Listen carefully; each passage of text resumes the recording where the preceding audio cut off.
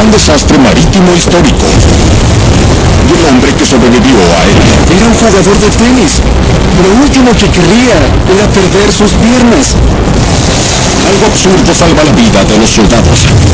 Esta era la solución a un problema mortal. Y un escandaloso plan para hacer volar la luna. Su meta era crear una nube de hongo que se viera desde la Tierra. Estos son los misterios en el museo.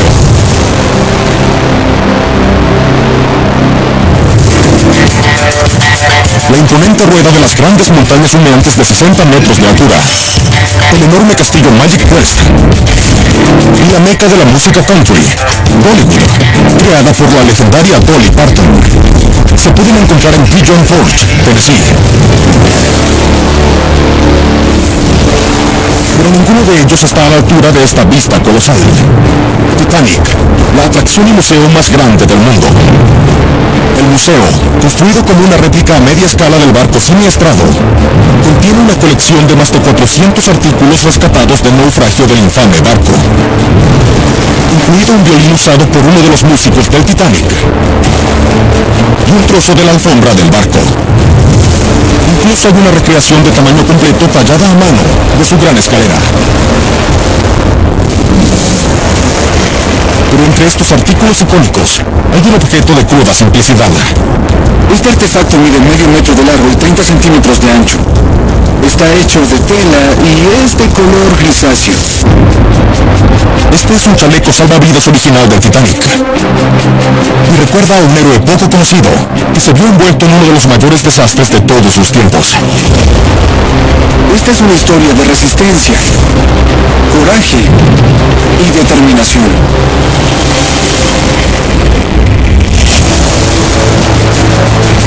1912, Francia. El estadounidense de 21 años, Dick Williams, era una estrella del tenis en ascenso. Había dejado su huella en el círculo europeo y ahora tenía los ojos puestos en ganar la prestigiosa competencia nacional en Filadelfia. El futuro era increíblemente brillante para Dick Williams. Era un joven decidido y tenía el mundo a sus pies. Para hacer el viaje a Estados Unidos, Williams reservó una cabina en primera clase en un nuevo y espectacular transatlántico. Uno que era más grande y lujoso que cualquier otro barco en el mundo. El RMS Titanic. El Titanic tenía 269 metros de largo. Se elevaba a 17 niveles de altura, lo que lo calificaría como un rascacielos, y se suponía que era insumergible. El 10 de abril, el barco zarpó del puerto inglés de Southampton. A bordo iban más de 2.000 pasajeros y tripulantes. Durante 4 días, el viaje por el Atlántico Norte transcurrió sin problemas. Pero entonces, el 14 de abril, a las 11:40 de la noche, el Titanic chocó contra un iceberg.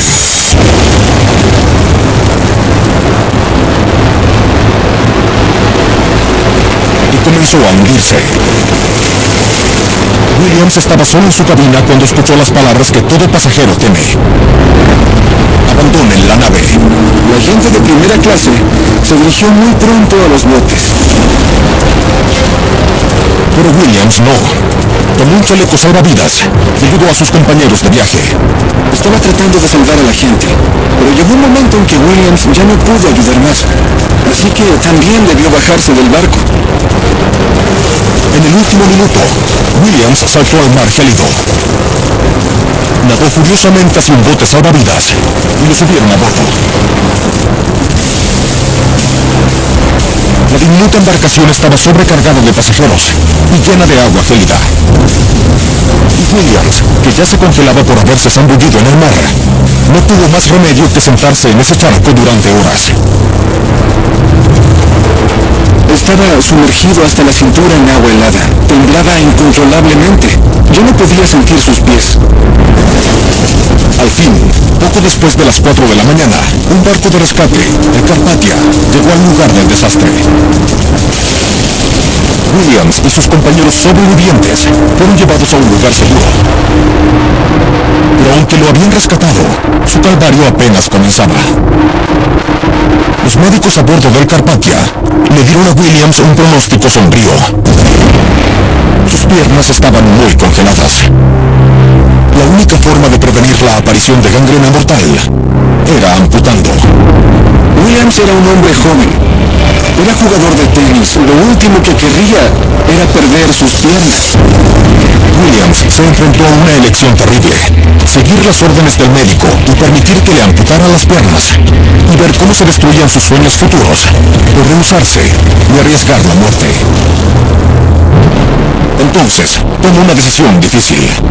Decidió que no le amputaran las piernas. Y luego tomó el asunto médicamente en sus propias manos. Los médicos instaron al joven a reconsiderarlo. Cada minuto que retrasaba la cirugía aumentaba el riesgo de gangrena. Pero Williams estaba decidido. Para salvar sus piernas, se prescribió a sí mismo un agotador proceso de rehabilitación. Entonces lo que hizo fue caminar alrededor de la madre para mantenerse activo. Williams esperaba aumentar su circulación lo suficiente como para evitar la gangrena. Cada 2 horas, mañana y noche, se obligaba a caminar por la cubierta del barco. Williams era un hombre joven. Estaba decidido a recuperar su integridad. Para sorpresa de sus médicos, después de 2 días de cojear, Williams comenzó a recuperar la sensibilidad de las piernas. No solo eso, se las arregló para evadir la gangrena. Y cuando el Carpathia atracó en Nueva York, estaba encaminado hacia la recuperación. Durante las próximas semanas, se embarcó en un riguroso programa de entrenamiento. El 1 de julio, menos de 3 meses después del hundimiento del Titanic, Williams ganó el título de dobles mixtos en el Campeonato Nacional de Estados Unidos. Su notable victoria fue la primera de muchas. Williams tuvo una carrera de tenis realmente fantástica. Ganó Wimbledon, ganó una medalla de oro olímpica, fue incluido en el Salón de la Fama. Está a la altura de los mejores jugadores.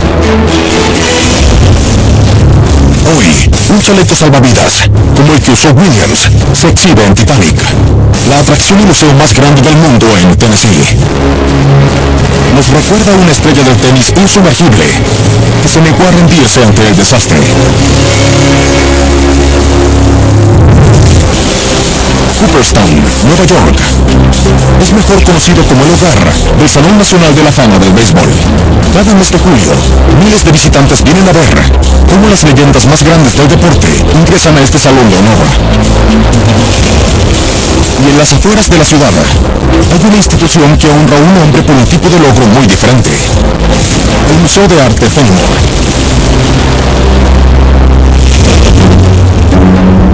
Construido en el sitio de la antigua casa del novelista James Fenimore Cooper, hoy es un museo que celebra la historia del estado de Nueva York.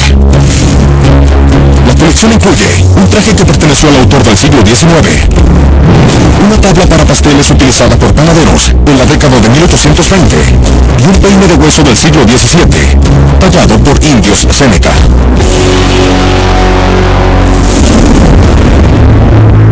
Pero entre estos artefactos perfectamente conservados hay un documento muy frágil. Mide 24 centímetros de alto por 15 de ancho. Está hecho de papel fino que se siente frágil al tacto. El objeto está amarillento, pero el texto aún es legible. Este folleto recuerda el misterio de un asesinato de alto perfil que sorprendió a toda una ciudad. Esta es la historia de un crimen extraño, un detective decidido y la búsqueda de un asesino suelto.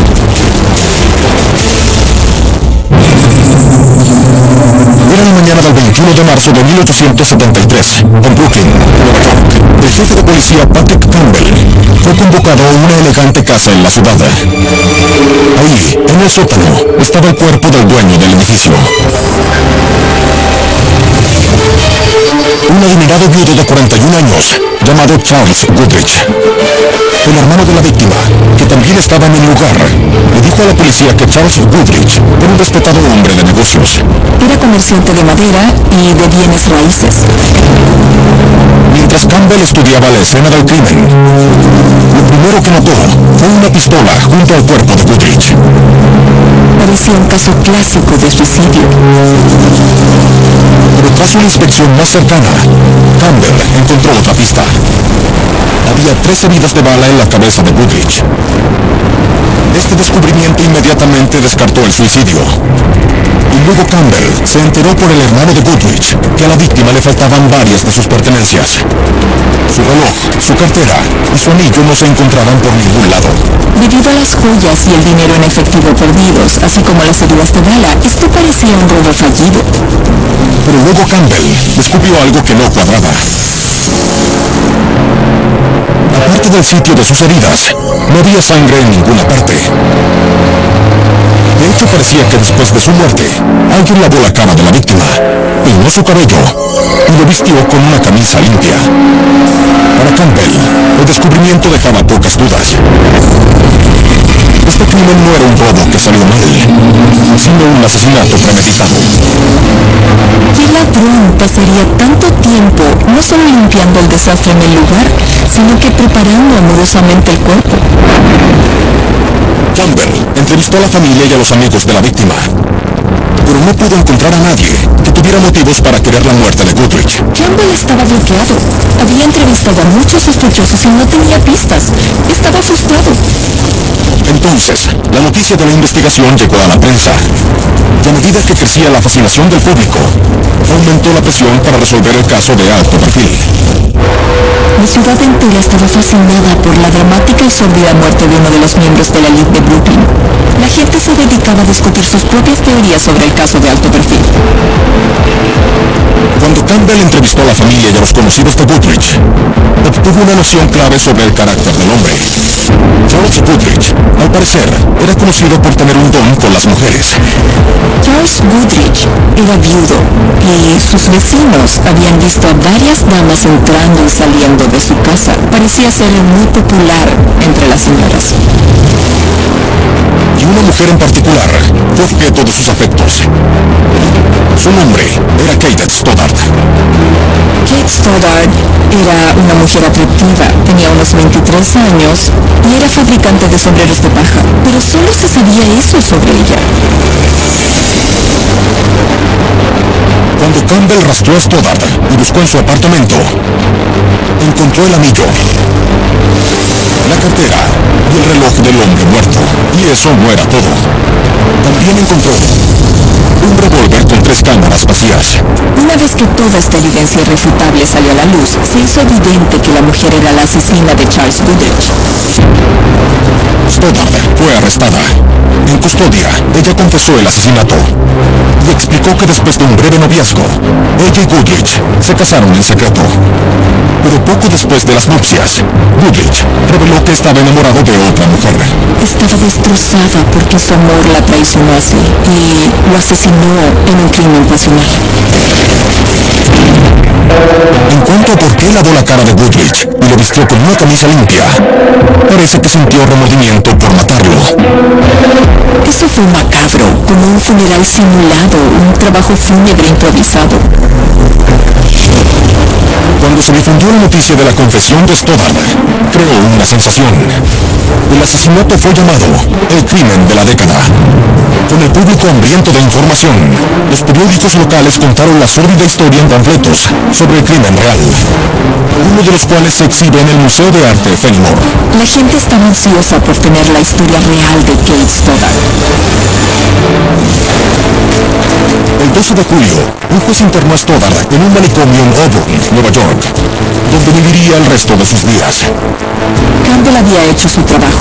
La asesina de Charles Goodrich nunca volvería a matar. Hoy, uno de los panfletos que detallan el caso Goodrich está en exhibición en el Museo de Arte Fenimore, en Cooperstown, Nueva York. Recuerda un homicidio de la alta sociedad, plagado de escándalo, pasión y misterio. Albuquerque, Nuevo México, es famosa por su fiesta anual de globos. Cada octubre, más de 600 globos aerostáticos surcan los cielos, en el evento más grande de este tipo en el mundo. Pero en las afueras de la ciudad, hay una institución que rinde homenaje a un aspecto muy diferente del patrimonio de la región: el Museo Nacional de Ciencia e Historia Nuclear. En exhibición, hay un conjunto conjunto de miras de orientación utilizadas a bordo de un avión militar durante la Segunda Guerra Mundial. Una placa de matrícula carbonizada encontrada en Nagasaki, después de que lanzaran la bomba atómica ahí. Y un modelo del primer barco mercante a propulsión nuclear del mundo. Pero un artículo es tan grande que debe almacenarse afuera. Mide unos 20 metros de alto y 2 metros de ancho. Ha estado inactivo en este campo durante años, por lo que, aunque una vez fue una bañera de acero duro, de pintura blanca pulida, ahora está desgastada y roída considerablemente. Este es un misil balístico intercontinental Thor, que fue parte de una trama extraordinaria, realmente fuera de este mundo. Este es el relato de uno de los proyectos más escandalosos en la historia nuclear de los Estados Unidos. 4 de octubre de 1957.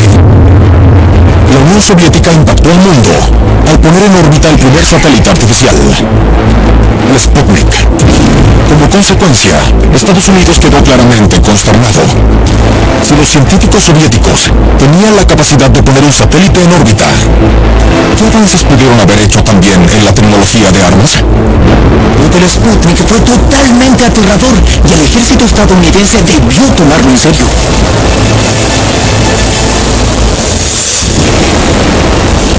El gobierno de Estados Unidos determinó que debían responder. Y en poco tiempo se embarcaron en un plan que creían iba a reafirmar el dominio de Estados Unidos. Iban a demostrar el poderoso alcance del arsenal nuclear estadounidense al detonar una bomba atómica en la superficie de la Luna. Su objetivo era poder crear una nube de hongo que se viera a simple vista desde la Tierra. Pero no había conocimiento científico o técnico preexistente sobre la manera de lograr hacer algo como esto. Para el gobierno de Estados Unidos, la idea sonaba convincente, pero ¿se podía ejecutar? Para averiguar si la idea era factible, el Pentágono convocó a 2 de los mejores científicos del país. El físico nuclear de 30 años, Leonard Reichel, y el prometedor astrofísico de 23 años, Carl Sagan. Carl Sagan tenía pasión y entusiasmo por la ciencia, pero aún se estaba consolidando como científico profesional. Reichel y Sagan trabajaron durante 8 meses antes de poder entregar sus hallazgos al ejército. Los científicos dijeron que para que una explosión nuclear en la Luna se viera en la Tierra, la carga explosiva tendría que ser del mismo tamaño que la bomba lanzada sobre Hiroshima. Y para enviar tal carga 380.000 kilómetros hasta la Luna, Estados Unidos tendría que usar el máximo misil balístico intercontinental, el misil Thor, uno de los cuales se encuentra en exhibición en el Museo Nacional de Ciencia e Historia Nuclear. A pesar de que el misil Thor no fue construido para algo como esto, se dieron cuenta de que podría alcanzar la Luna y podría llevar una carga a 3 kilómetros de un objetivo. Es alucinante que hayan podido resolver los detalles de un proyecto como este en un momento en que no teníamos la experiencia de llevar cosas al espacio. El proyecto obtuvo luz verde y se pusieron en marcha los preparativos para este extraordinario lanzamiento a la Luna. Entonces, ¿qué se interpondría entre este misil nuclear y la Luna?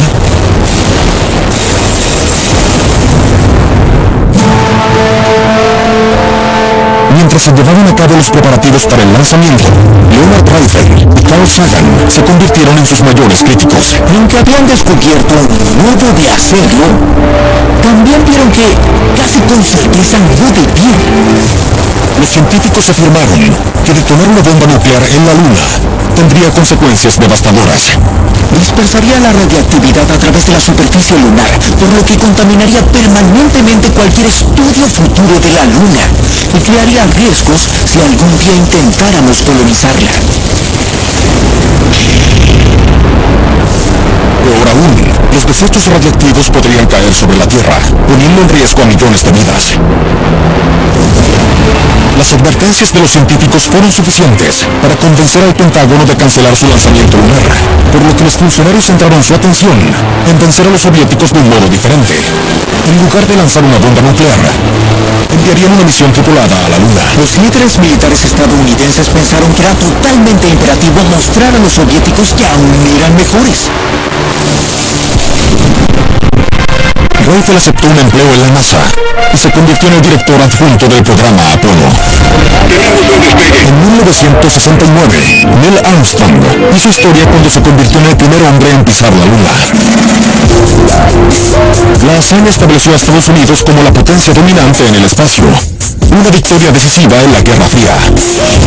En cuanto a Carl Sagan, continuó teniendo una brillante carrera como científico, autor de bestsellers y presentador de televisión, y fue considerado como el principal experto en el espacio de Estados Unidos. Hoy, este misil Thor se encuentra en el exterior del Museo Nacional de Historia y Ciencia Nuclear, en Albuquerque, Nuevo México. Nos recuerda un equivocado lanzamiento a la Luna, que por suerte nunca despegó.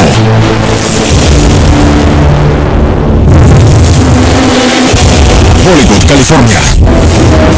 Era solo un pequeño pueblo rodeado de naranjos, cuando se filmó aquí la primera película en 1908. Hoy en día es el hogar de una industria multimillonaria. Y para celebrar esta evolución, se encuentra el Museo del Patrimonio de Hollywood. Este tesoro oculto de recuerdos de la cinematografía incluye la cámara Technicolor utilizada para filmar Lo que el viento se llevó en 1939, un visor de películas con manivela de la década de 1920 y una recreación de la oficina utilizada por el legendario cineasta Cecil B. DeMille.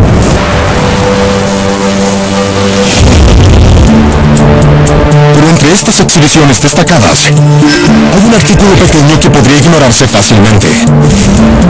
Sus dimensiones son 33 por 40 centímetros. El artefacto está montado en un marco de madera. La superficie está manchada y amarillenta. Este cartel de película está vinculado a una olvidada pionera del cine que revolucionó el mundo del espectáculo. Esta historia es sobre una mujer, un invento y una película que cambió el cine para siempre. Era la década de 1920. Desde The Kid, de Charlie Chaplin, hasta The Strowman, de Cecil B. DeMille. Las películas mudas cautivan al público de todo el país. Y para los cineastas, el negocio estaba en auge. Innumerables directores prometedores buscaban dejar su huella. Entre ellos se encontraba Dorothy Arzner, de 32 años. Dorothy Arzner era una mujer muy motivada y decidida. Tenía muchas ambiciones y aprendió el oficio de hacer cine literalmente desde cero. Arzner estaba a punto de conseguir su mayor oportunidad hasta el momento. En 1928, Paramount le pidió a Arzner que dirigiera una película protagonizada por uno de los nombres más importantes de Hollywood, una actriz llamada Clara Bow. Titulada The Wild Party, la comedia representaba un paso histórico para el estudio. Sería el primer archivo sonoro de Paramount. Un archivo sonoro es una película con imagen y sonido. Estaban de moda y todos querían probar esta nueva tecnología. Pero grabar diálogos para acompañar imágenes en movimiento no era fácil. Los primeros micrófonos tenían un alcance muy corto, por lo que para captar el diálogo, los micrófonos debían estar lo más cerca posible de los actores. Pero esto planteaba otro problema: mantener los micrófonos fuera de la toma. Para resolver este problema, los cineastas empleaban una solución inteligente. En los primeros días del cine sonoro ponían un micrófono en un objeto inmóvil, por lo que los actores tenían que permanecer cerca de ese objeto para que pudieran grabar sus diálogos. El 2 de enero de 1929, Arzner comenzó a filmar The Wild Party. Pero cuando hizo acción, Arzner tuvo problemas con su protagonista. Clara era una actriz expresiva y se movía mucho. Toma tras toma, la actriz se alejaba demasiado de los micrófonos ocultos, lo que hacía que sus líneas fueran inaudibles. Y no importaba lo que Arzner dijera, su estrella no se conformaba. Clara tenía muchas dificultades para adaptarse a todo esto. De hecho, empezaba a llorar porque se sentía frustrada. La producción lamentablemente se retrasó. Y si Arzner no podía encontrar un modo de grabar el diálogo, la película se arruinaría. Tenía que hacer algo para poner en marcha su película. Finalmente, Arzner renunció a que Clara Bow se quedara quieta mientras pronunciaba sus líneas. En cambio, tomó una decisión que revolucionaría el negocio del cine. Le pidió a un técnico del estudio que buscara una caña de pescar y le indicó que atara un micrófono al extremo. Dorothy nunca había visto que se hiciera algo así, pero se quedaba sin opciones. Arzner le dijo al hombre del equipo que se quedara justo fuera del ángulo de la cámara y siguiera a Clara, mientras sostenía la caña de pescar sobre la actriz que se movía. De este modo, el micrófono siempre colgaría sobre la cabeza de la estrella. Entonces, la directora gritó: ¡acción! Dorothy debió haber estado algo nerviosa y más que ansiosa por ver cómo se desarrollaría esta innovación. Con las cámaras rodando, Clara finalmente pudo moverse libremente y actuar con naturalidad. Y esta vez, el micrófono captó cada una de sus palabras. Realmente no puedo creerlo. Nunca más iré allá. El invento de Dorothy fue un éxito total. Fue una innovación muy astuta que resultaría duradera. En 1929, The Wild Party se estrenó con gran éxito comercial y de crítica. En Hollywood se corrió rápidamente la voz sobre el brillante dispositivo de Arzner. Y pronto, otros estudios también comenzaron a usarlo para producir sus películas sonoras. Adoptó el nombre de una caña larga. Y ahora, la invención se conoce como el micrófono boom. El micrófono boom es significativo incluso hasta este día porque todavía se usa. Se usa todo el tiempo en los estudios y es una herramienta muy común en la industria. Arzner continuó dirigiendo películas protagonizadas por estrellas como Katharine Hepburn y Joan Crawford, e hizo historia cuando se convirtió en la primera mujer miembro del Sindicato de Directores de Estados Unidos. Dorothy Arzner se hizo conocida por su tranquila creatividad y rapidez de pensamiento bajo presión y dirigió más películas para el sistema de estudios de Hollywood que ninguna mujer en ese tiempo. Hoy, este cartel de The Wild Party, prestado al Museo del Patrimonio de Hollywood, recuerda a una cineasta innovadora, cuya mente astuta hizo que las películas hablaran.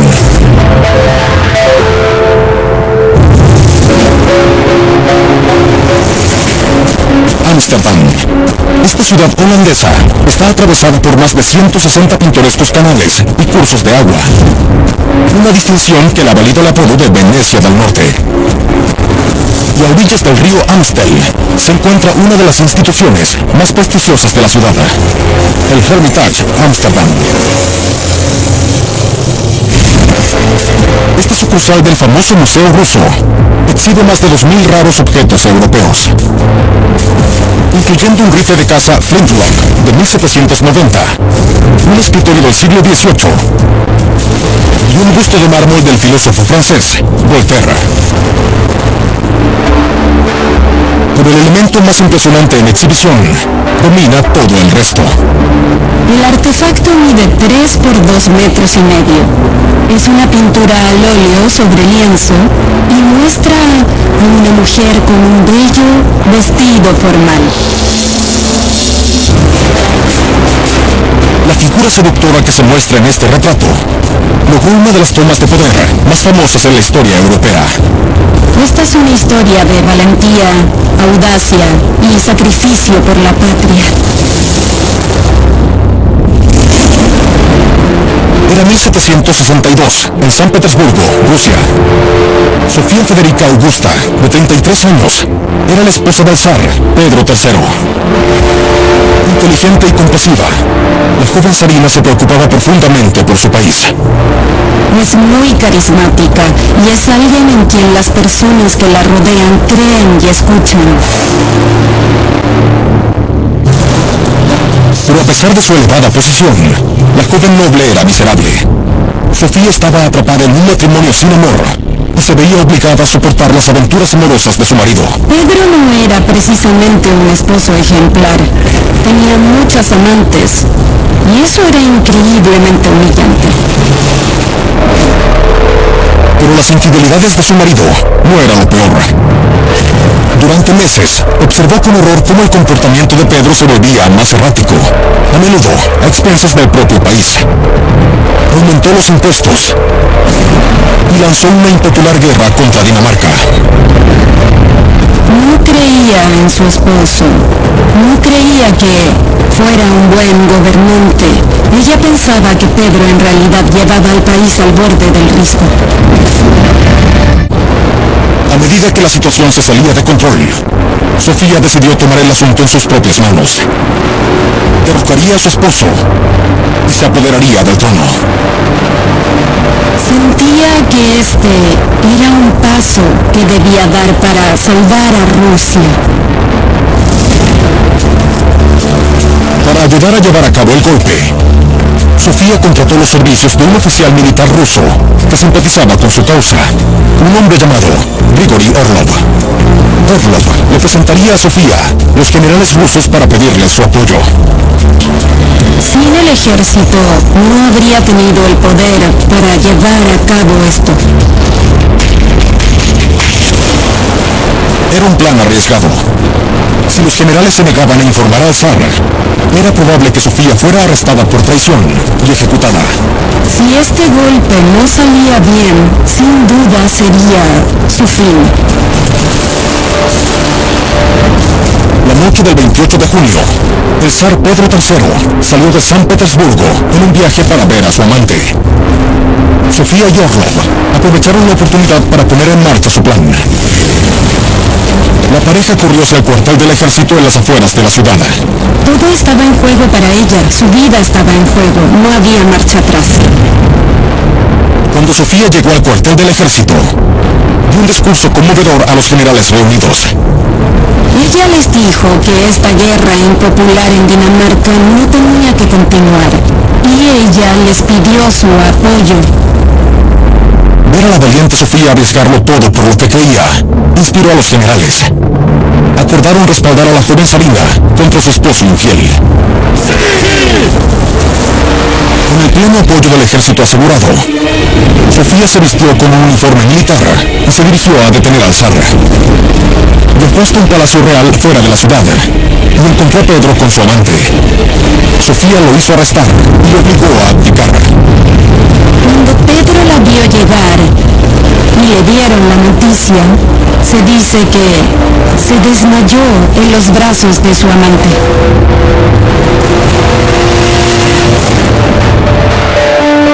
Y debido a que logró esto sin tener que pelear, el épico juego de poder de Sofía se conoce como el golpe incruento. Sofía fue coronada emperatriz y tomó el nombre de Catalina II. Durante los siguientes 34 años, supervisó un periodo de crecimiento y prosperidad sin precedentes, que se conoce como la Edad de Oro de Rusia. Catalina es una fuerza muy poderosa e influyente. Ella se convirtió en una increíble patrona de escritores, artistas, arquitectos. La monarca pasó a la historia como Catalina la Grande.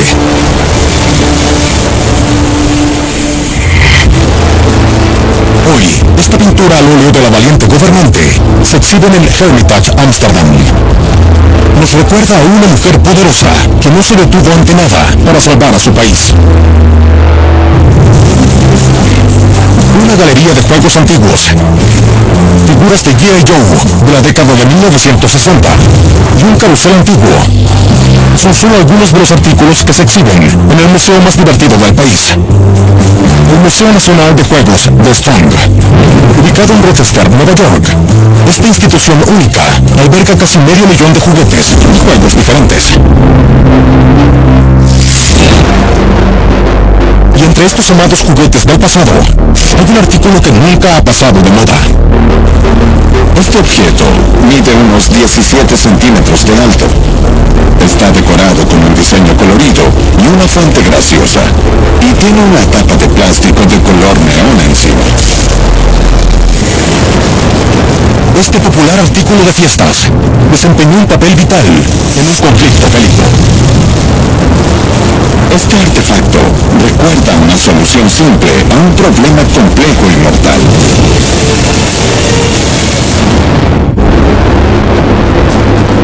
Era septiembre del 2006, en Irak. El especialista del ejército de 28 años, Todd Schreiber, acababa de llegar a la ciudad de Ramadi para su primer periodo de servicio. Todd Schreiber quería hacer lo correcto. Eso lo inspiró a unirse al ejército y eso también lo inspiró a cuidar de sus compañeros del ejército. La misión de Schreiber era acompañar a los soldados de la Fuerza Naval durante las redadas de seguridad en vecindarios hostiles. Y tal vez la mayor amenaza que él y sus compañeros de servicio enfrentaron mientras realizaban sus rondas eran los artefactos explosivos improvisados, o AEI. Los AEI fueron un problema mortal para el ejército estadounidense. Esos artefactos se ensamblan a partir de un elemento explosivo y un dispositivo activador. Y esos activadores pueden ser cables que explotan el artículo junto a alguien. Un día, Schreiber y una patrulla conjunta estaban a punto de entrar a un edificio cuando vio a un soldado hacer algo extraño. Antes de que el grupo entrara por la puerta principal, el soldado sacó una lata de su chaleco. Pero el contenido de la lata no era un implemento militar estándar. Y lo que él vio a su compañero sacar era serpentina en aerosol.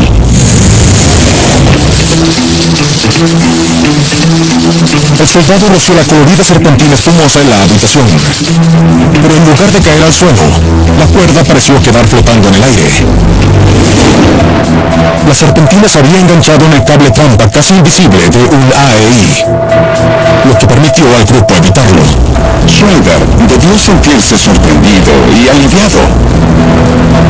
A pesar de los millones de dólares gastados por los militares en medidas defensivas, usaban una solución de $2 sacada de la tienda. Schreiber se dio cuenta de que si más de sus camaradas tuvieran acceso a la serpentina en aerosol, entonces se podrían salvar innumerables vidas. Pero cuando les planteó la idea a sus superiores, fue descartada. La serpentina en aerosol no era la parafernalia estándar que se entregaba a los soldados en Irak. El ejército estadounidense está dispuesto a soluciones complicadas y de alta tecnología. Schreiber se rehusó a aceptar un no como respuesta. Schreiber estaba decidido a encontrar un modo de llevar este artículo útil a más soldados. En octubre, Schreiber llamó a su madre, Marcelle, en Stratford, Nueva Jersey, y le pidió que enviara mucha serpentina en aerosol. La primera idea de Marcelle fue: ¿has estado en Irak durante un mes y ya estás haciendo fiestas? Pero Todd le explicó que esta era una solución a lo que parecía realmente un problema mortal. Al escuchar la historia de su hijo, Marcelle decidió dar un paso más allá.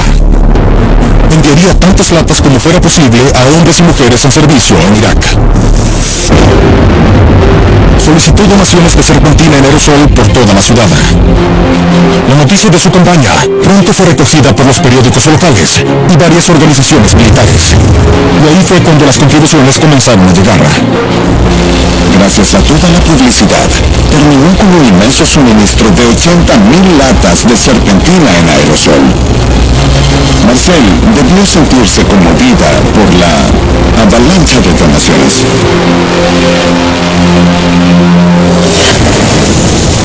En diciembre, la madre del soldado envió un suministro enorme de serpentina en aerosol a Irak. Innumerables soldados del ejército y de las fuerzas navales ahora podían protegerse mejor gracias a este típico artículo de fiestas. Y las tropas en Irak debieron estar felices de que esa gran cantidad de serpentina en aerosol llegara a sus estaciones. Un simple juguete brindó una de las mayores ayudas a las tropas. Scott Striker completó con seguridad su periodo de servicio y regresó a casa. Hoy, esta lata de serpentina en aerosol está en exhibición en The Strong, en Rochester, Nueva York. Es un recordatorio de que a veces los problemas más serios pueden tener una solución simple y festiva. Desde un sobreviviente del Titanic a una inventora de Hollywood, de una emperatriz intrépida a una serpentina que salvó vidas. Soy Don Wildman y estos son los misterios en el museo.